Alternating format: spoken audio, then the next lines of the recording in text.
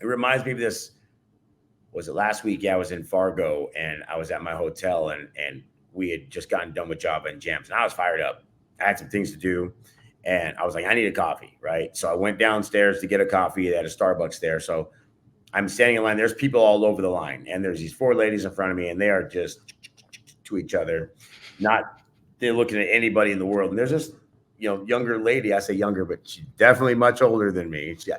And as I started paying attention, I looked around, and I remember walking past there was a sign, and it said the 59 class of 59 reunion, and I'm like, holy shit, this has got to be one of them. Right, it's got to be one of them right there. Don't ask me how I know.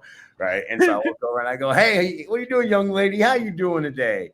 And she just looks up at me and I go, yeah. And I start talking to her. Next thing you know, we're having a conversation about the 59 reunion and her son's in Ireland. This goes from there. We start this, that, and the other thing. And so anyway, I get up to the front. I'm like, hey, I'm going to have an Americano, iced in that. And I said, whatever this young lady wants. She looks, no, I can't do that. I said, oh, absolutely. We're friends now. I buy friends coffee. And she looked at me kind of funny. And the lady behind the counter had already known my whole energy. I'd been here a couple of days. So she knows what I was like. She kind of smiled and kind of looked at her like, yeah, go ahead. He's always like this. Right. And so I ordered that lady a coffee. We went about our day. About 2 or 3 hours later, I'm walking around. I still have my coffee because I didn't drink it like crazy. It was an iced coffee. I was doing a lot of different things. And I was sitting there, had it in my hand. And I see her and I go, hey, young lady, funny seeing you at the elevator again. She goes, and I still have my coffee, she tells me. And I was like laughing. And so then I identified with her again right then. I said, hey, you and me are the same. We just kind of sip a little bit and we just get through the day. And it's funny. I would have never known that person had I not been outgoing and trying to say hi to people. And I have no problem saying hi to folks and giving them compliments. And I think the number one people for me to give compliments are people behind counters because everybody treats them like an NPC. That's the problem. I always think about that when you're out there. Are you treating people like NPCs or are you actually treating them like they have a job so that they can pay for their house to live or they can pay for their family or maybe they got doctor bills they're trying to handle or maybe they're trying to put themselves through school or whatever. You have to understand this about people. And I say this all the time. And I thought about it this morning. People go to work so that they can earn a living for their life. They don't go to work so they can be part of your family or be a part of the Walmart family or whatever it is. That's not what it's for. Literally, people go to work for one reason only. And that is to create an income that helps to provide for their life, whether that's a meager life or a great life. Everybody's got something they're doing.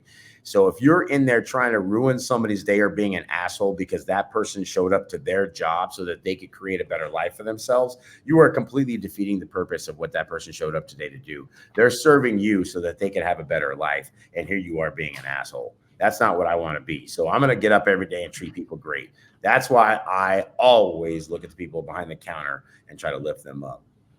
100%. Everybody knows my most famous behind the counter story, Miss Kathy, right? I didn't see her this past weekend, and anytime I don't get to see her, it just like takes energy away from me. It's one of the things I look forward to in my Friday. I mean, and it started as just a conversation where I saw a young lady, she's not very young at all, definitely older than my mom. And I just saw her with a scowl on her face one day. And I just saw person after person in line just treating her with disrespect and not saying hi, not asking her how she was doing. And I looked at her name tag and I saw it said Kathy. And when I got up in line, I said, Miss Kathy, how you doing today?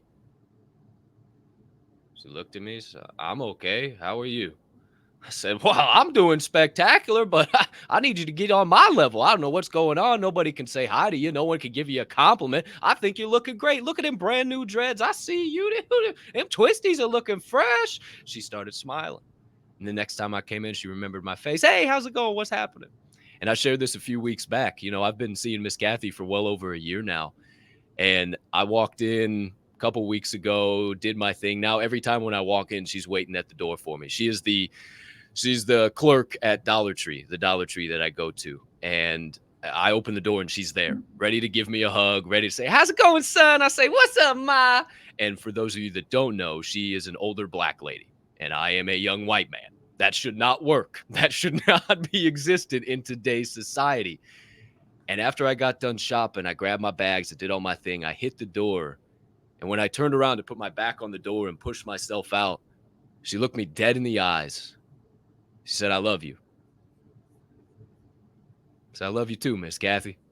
Appreciate everything you do. Thanks for bringing me those vibes." I said, "No, that's all you. Have a great weekend." I said, damn, to have that much of an impact on somebody's life who's just a clerk, somebody who's just bagging your water and your paper plates and some dish soap, to impact their life so great that they feel like they need to tell you, "I love you. I appreciate you that much. You have impacted me." Shit, that's what I'm trying to do. That's what I'm trying to go after in this life. And most people can't do that, right? Most people don't want to have those conversations. And anytime I see an older person in the gym, like in the locker room the other day, old dude, hunched over. He's probably in his 80s. I could tell. I say, "Young man, what's going on over there?" So, "You need to fix your eyesight." I said, "No, I got 20/20. You ain't but a day over 26, is you?" And he started laughing. "Try and add 40 plus 40." And I started laughing. I said, "80? Well, doggone, you look about the best 80-year-old I ever seen." Had a little conversation. Yesterday, same guy walks in the gym. He says, "Ah, there you are, young man." And we started laughing. I said, "What's up, buddy?" So just setting that precedent, being that change, being the person that gives the compliment, that holds the door, that shares the smile, that can get you so much further in this life. Who's to say, who's to know?